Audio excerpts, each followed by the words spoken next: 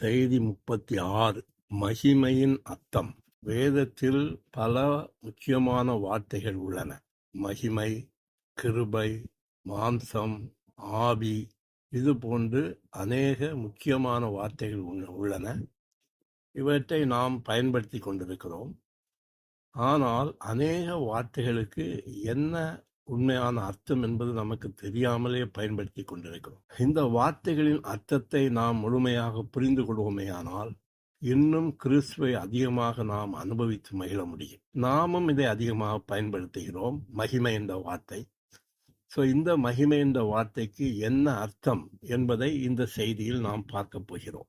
வேதத்தில் மகிமை என்ற வார்த்தை மிகவும் ஆழமான அர்த்தம் உள்ளது. இடத்துக்கு தக்கபடி அதன் அர்த்தத்தை நாம் பார்க்க வேண்டும்.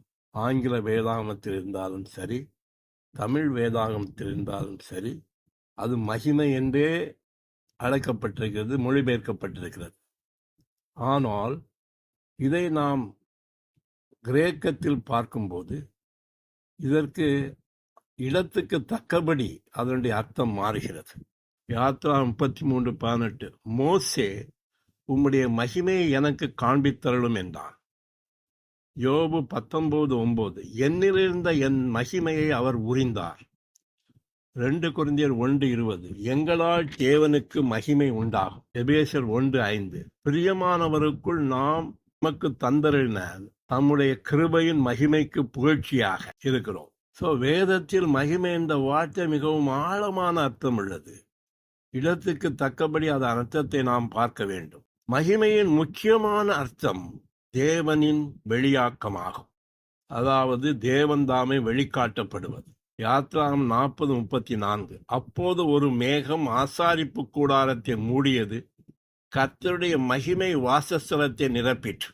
ரோமர் 9:4 அவர்கள் இஸ்ரவேலரே, குமாரத்துவமும் மகிமையும் அவர்களுடையவைகளே. வெளிப்படுத்தின விஷயம் 21:23 தேவனுடைய மகிமையே அதை பிரகாசிப்பித்தது. தெய்வீக மகிமை, அதாவது தேவன் தாமே வெளிக்காட்டப்படுவது குமாரனின் ஓய்விடமாக இருக்கிறது. குமாரன் தேவ மகிமையின் பிரகாசமாக இருக்கிறார். ஏசாயா 11:10 ஈசாயின் வேரின் ஓய்விடம் மகிமையாக இருக்கும். எபிரேயர் 1:3 இவர் அவருடைய மகிமையின் பிரகாசம். குமாரனாகிய இயேசு கிறிஸ்து தேவனுடைய மகிமையின் பிரகாசம். 1 கொரிந்தியர் 2:8 அறிந்தார்களானால் மகிமையின் கர்த்தரை அவர்கள் சிலுவையில் அறைந்திருக்க மாட்டார்கள். தேவனை சூழ்ந்திருக்கும் பரலோக பிரகாசம் மகிமை. பரலோக நபர்கள் பூமியில் தோண்டும் போது அவர்களை சூழ்ந்திருக்கும் பிரகாசமும் மகிமைதான். யாத்ராம் 24:17 மலையின் கொடுமுடியிலே கர்த்தருடைய மகிமையின் காட்சி இஸ்ரவேல் புத்திரருடைய கண்களுக்கு பட்சிக்கிற அக்கினியைப் போல இருந்தது. மத்தேயு 25:31 மனுஷகுமாரன் தமது மகிமை பொருந்தினவராக சகல பரிசுத்த தூதரோடும் கூட வரும்போது தமது மகிமையுள்ள சிங்காசனத்தில் மேல் வீற்றிருப்பார். லூக்கா 2:9 அவ்வேளையில் கர்த்தருடைய தூதன் அவர்களிடத்தில் வந்து நின்றான், கர்த்தருடைய மகிமை அவர்களை சுற்றிலும் பிரகாசித்தது. வெளிப்படுத்தின விசேஷம் 18:1 வேறொரு தூதன் வானத்திலிருந்து இறங்கி வர கண்டேன், அவனுடைய மகிமையினால் பூமி பிரகாசமாயிற்று.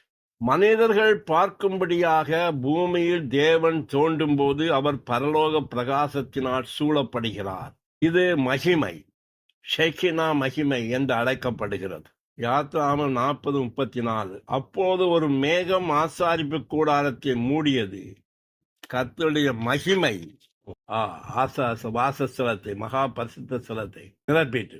ஏசாயா 6:3 ஒருவரை ஒருவர் நோக்கி சேனைகளின் கர்த்தர் பரிசுத்தர் பரிசுத்தர் பரிசுத்தர், பூமி அனைத்தும் அவருடைய மகிமையால் நிறைந்திருக்கிறது என்று கூப்பிட்டு சொன்னார்கள். அவருடைய பரலோக ஒளியினால் நிறைந்திருக்கிறது என்று சொன்னார். அப்போஸ்தலர் 7:55 அவன் சேவான் பரிசுத்தாவினால் நிறைந்தவனாய் வானத்தை அண்ணாந்து பார்த்து தேவனுடைய மகிமையையும் தேவனுடைய வலது பார்சத்தில் இயேசுவானவர் நிற்கிறதையும் கண்டான். தேவனுடைய மகிமையை, தேவனுடைய பரலோக ஒளியை அவன் கண்டான். ஹல்லேலூயா. Lord Jesus. மனிதர்கள் பார்க்கும்படியாக பூமியில் தேவன் தோண்டும் போது அவர் பரலோக ஒளியினால் பிரகாசத்தினால் சூழப்படுகிறார். இது மகிமை, ஷெக்கினா மகிமை என்று அழைக்கப்படுகிறது. தேவதூதர்களும் கூட பரலோக பிரகாசம், அதாவது மகிமை, தங்களை சூழ பூமியில் தோன்றினார்கள். லூக்கா 2:9. அவ்வேளையில் கர்த்தருடைய தூதன் அவர்களிடத்தில் வந்து நின்றான். கர்த்தருடைய மகிமை அவர்களை சுற்றிலும் பிரகாசித்தது. பரலோக பிரகாசம் பிரகாசித்தது அவர்களை சுற்றிலும். அப்போஸ்தலர் 12:7. அப்போது கர்த்தருடைய தூதன் அங்கே வந்து நின்றான். அறையிலே வெளிச்சம் பிரகாசித்தது. ஓ லார்ட் ஜீசஸ், பரலோக பிரகாசம் பிரகாசித்தது. மத்தேயு 28:2-3. கர்த்தருடைய தூதன் வானத்திலிருந்து இறங்கி வந்தான். அவனுடைய ரூபம் மின்னல் போல் இருந்தது. அவன் பரலோக பிரகாசத்தினால் சூழப்பட்டிருந்தது. தேவதூதர்களும் கூட பரலோக பிரகாசம், அதாவது மகிமை, தங்களை சூழ பூமியில் தோன்றினார்கள். மகிமை சில சமயங்களில் மேன்மை, உயர் சிறப்பு, முதன்மை, கௌரவம், செல்வச் செழிப்பு ஆகியவற்றை குறிக்கும். மத்தேயு 4:8. பிசாசு உலகத்தின் சகல ராஜ்யங்களையும் அவைகளின் மகிமையையும் அவருக்கு காண்பித்தார். வெளிப்படுத்தல் 21:24-26. பூமியின் ராஜாக்கள் தங்கள் மகிமையையும் கனத்தையும் அதற்குள் கொண்டு வந்தார்கள். உலகத்தாருடைய மகிமையையும் கனத்தையும் அதற்குள் கொண்டு வருவார்கள். இது நகரங்கள், விளைநிலங்கள், ஜனத்தொகை, ராஜ்ய நிலைமை. நகரங்கள், விளைநிலங்கள், ஜனத்தொகை, ராஜ்ய நிலைமை, உயர்ந்த ஆடை ஆபரணங்கள் ஆகியவற்றின் மேன்மையையும் உயர் சிறப்பையும் குறிக்கிறது.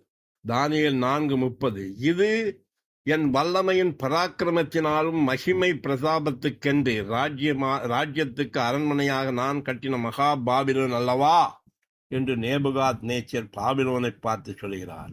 என் மகிமை பிரதாபத்துக்கென்று. ஆதியாகமம் 45:13. எகிப்திலே எனக்கு உண்டாயிருக்கும் சகல மகிமையும் என் தகப்பனுக்கு அறியுங்கள். இது யோசேப்பு அவருடைய சகோதரிடம் சொல்லுகிறார். எகிப்திலே எனக்கு உண்டாயிருக்கும் சகல மகிமையையும், ராஜ நிலைமையையும், உயர்ந்த ஆட ஆபரணங்கள் அறிவுங்கள் என்று சொன்னார். 1 ராஜாக்கள் 3:13. நீ கேளாத ஐஸ்வர்யத்தையும் மகிமையையும் உனக்கு தந்தேன். உன் நாட்களில் இருக்கிற ராஜ்யங்களில் ஒருபோதும் உனக்கு சரியானவனாக இருப்பதில்லை. தாவீதை பார்த்து தேவன் சொல்கிறார், நீ கேளாத ஐஸ்வர்யத்தையும் மகிமையையும், ஓ லார்ட் ஜீசஸ், ஓ ஜனத்தொகைகள் எல்லாவற்றையும் நான் கொடுத்தேன் என்று சொல்கிறார். லூக்கா 12:27. சாலமோன் முதலாய் தன் சகல மகிமையிலும் அவைகளில் ஒன்றை போலாகிலும் உடுத்தியதில்லை. மகிமை, சாவுக்கு பின் மனித உடல் ஜீவனில் மறுசீரமைக்கப்படுவது போன்ற மகிமையின் உருவத்தையும் தோற்றத்தையும் குறிக்கிறது. 1 கொரிந்தியர் 15:43. கனவீனம் உள்ளதாய் விதைக்கப்படும் மகிமை உள்ளதாய் எழுந்திருக்கும். 1 பேதுரு 1:24. மாம்சமெல்லாம் புல்லை போலவும் மனிதனுடைய மகிமையெல்லாம் புல்லின் பூவைப் போலவும் இருக்கிறது. 2 கொரிந்தியர் 3:8-9. ஒழிந்து போகிற மகிமையுடைய அந்த ஊழியம் அப்படிப்பட்ட மகிமை உள்ளதாயிருந்தால் ஆவிக்குரிய ஊழியம் எவ்வளவு அதிக மகிமை உள்ளதாயிருக்கும். ஆக்கினை தீர்ப்பு கொடுக்கும் ஊழியம் மகிமை உள்ளதாயிருந்தால் நீதியை கொடுக்கும் ஊழியம் அதிக மகிமை உள்ளதாயிருக்கும். மகிமை தேவனுக்கும் கிறிஸ்துவுக்கும் உரிய கம்பீரத்தை, அதாவது மகத்துவத்தை குறிக்கிறது. 1 பேதுரு 4:11. எல்லாவற்றிலேயும் இயேசு கிறிஸ்து மூலம் தேவன் மகிமைப்படும்படியாக செய்யுங்கள். அவருக்கே மகிமையும் வல்லமையும் சதா காலங்களிலும் உண்டாயிருப்பதாக. ஆமேன். பிலிப்பியர் 1:6. நம்முடைய பிதாவாகிய தேவனுக்கு முன்பாக நம்மை ராஜாக்களும் ஆசாரியரும் ஆக்கி அவருக்கே மகிமையும் வல்லமையும் என்றென்றும் உண்டாயிருப்பதாக. ஆமேன். மத்தேயு 16:27. மனுஷகுமாரன் தம்முடைய பிதாவின் மகிமை பொருந்தினவராய் தம்முடைய தூதர்களோடு கூட வருவார். 2 கொரிந்தியர் 4:4. தேவனுடைய சாயலாய் இருக்கிற கிறிஸ்துவின் மகிமையான சுவிசேஷத்தின் ஒளி அவிசுவாசிகளுக்கு பிரகாசிக்காதபடிக்கு குருடாக்கினான். மகிமை தேவனுக்கும் கிறிஸ்துவுக்கும் உரிய கம்பீரத்தை, மகத்துவத்தை குறிக்கிறது. ஒப்புயர்வற்ற ஆளுபவராகிய தேவனின் ராஜரீக கம்பீரத்தையும் தெய்வத்தின் முற்றிலுமான பரிபூரணத்தின் கம்பீரத்தையும் மகிமை குறிக்கிறது. வெளிப்படுத்தல் 19:1. ஹல்லேலூயா. இரட்சணியமும் மகிமையும் கனமும் வல்லமையும் நம்முடைய தேவனாகிய கர்த்தருக்கே உரியது. 1 பேதுரு 5:11 அவருக்கே மகிமையும் வல்லமையும் சதா காலங்களிலும் உண்டாயிருப்பதாக. ஆமேன். பிலிப்பியர் 4:19 என் தேவன் தம்முடைய ஐஸ்வர்யத்தின்படி உங்கள் குறைகளை கிறிஸ்து இயேசுவுக்குள் மகிமையிலே நிறைவாக்குவார்.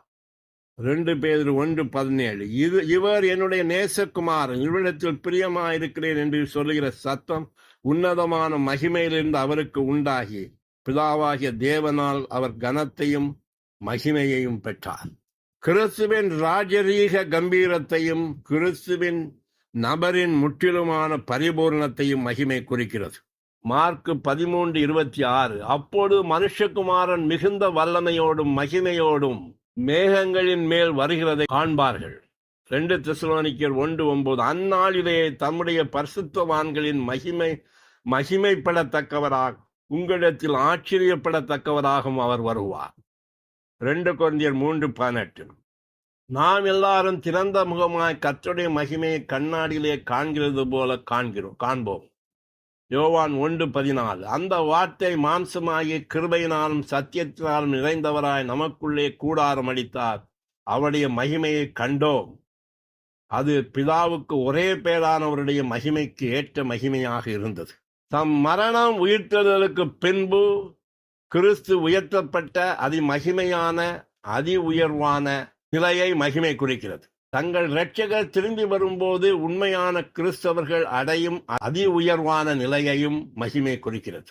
லூக்கா 24:26 கிறிஸ்து வீதமாக பாடுபடவும் தமது மகிமையின் பிரசேசிக்க வேண்டும் என்று சொல்லவில்லையா?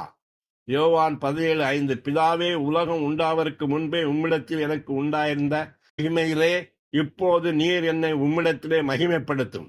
ரோமர் 8:20 சிருஷ்டியானது அழிவுக்குரிய அடிமைத்தனத்திலிருந்து விடுதலையாக்கப்பட்டு தேவனுடைய பிள்ளைகளுக்குரிய மகிமையான சுயாதீனத்தை பெற்றுக்கொள்ளும். பூமியில் தன் வேலையை செய்து முடித்த பின் மகிமையின் சரீரத்தோடு கிறிஸ்து நுழைந்த அதி உயர்வான நிலையை மகிமை குறிக்கிறது. எபிரேயர் 2:17 அவரை தேவதூதரிலும் சற்று சிறியவனாக்கினீர், மகிமையினாலும் கனத்தினாலும் அவருக்கு முடிசூட்டினீர். உம்முடைய கரத்தின் கிரிகளின் மேல் அவரை அதிகாரியாக வைத்தீர். 1 பேதுரு 1:21 உங்கள் விசுவாசமும் நம்பிக்கையும் தேவன் மேல் இருக்கும்படி அவரை மரித்தோரிலிருந்து எழுப்பி அவருக்கு மகிமையை கொடுத்தார். பிலிப்பியர் 3:21 அவர் நம்முடைய அற்பமான சரீரத்தை தம்முடைய மகிமையான சரீரத்திற்கு ஒப்பாக மறுரூபப்படுத்துவார். தங்கள் இரட்சகர் பரலோகத்திலிருந்து திரும்பி வந்த பின் உண்மையான கிறிஸ்தவரில் நுழையக்கூடிய ஆசீர்வாதமான அதி உயர்வான நிலையை மகிமை குறிக்கிறது. ரோமர் 9:23 தாம் மகிமைக்காக எத்தனமாக்கின கிருபா பாத்திரங்கள் மேல் தேவன் தம்முடைய மகிமையின் ஐஸ்வர்யத்தை தெரியப்படுத்தினார். கொலோசியர் 3:4 நம்முடைய ஜீவனாய கிறிஸ்து வெளிப்படும் போது நீங்களும் அவரோடு கூட மகிமையில் வெளிப்படுவீர்கள். 2 தீமோத்தேயு 2:10 தெரிந்து கொள்ளப்பட்டவர்கள் கிறிஸ்து இயேசுவினால் உண்டான இரட்சிப்பை நித்திய மகிமையோடே பெற்றுக்கொள்வார்கள். ஓ ஹல்லேலூயா! என்னே மகிமை மிக ஆழமானது. உள்ளறையும் ஆவியானவர் தாமே மகிமையின் ஆழமான அர்த்தத்தை நமக்கு வெளிப்படுத்துவாராக. அதன் விளைவாக நாம் கர்த்தராகிய இயேசு கிறிஸ்துவை அதிகமாக அனுபவித்து மகிழ்வோமாக. Hallelujah! Praise the Lord. Amen. Lord Jesus.